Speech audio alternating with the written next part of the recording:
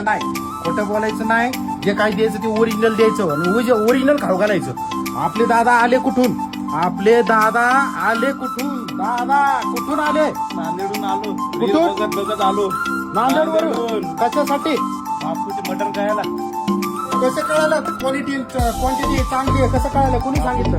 बापूचे पहिल्यापासून बघते आम्ही. काय नांदेडवरून डायरेक्ट खडतर रस्त्याने.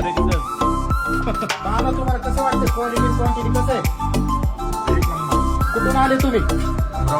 अमरावती. कशासाठी आले इथं? दादा तुम्हाला कसं वाटतंय जेवणाची क्वालिटी? छान आहे. कुठून आले तुम्ही?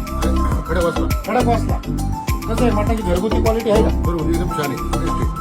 क्वालिटी एकदम बेस्ट आहे. मी बारामतीहून आलोय खास यांची रील बघून.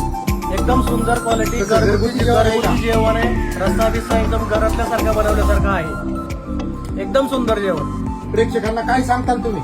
मी प्रेक्षकांना तर हेच सांगेल की बाबा पुणच्या हॉटेलला येऊन जेवण करा. अतिशय सुंदर जेवण आणि अतिशय घरच्यागत चव आहे आणि माणसं सुद्धा घरच्यागत आपुलकीने जेवायला वाटतात. दादांना बघ, दादांना विचार काय बोलता तुम्ही? भाऊ यायचं तर बापूच्या इथे नाईटला या.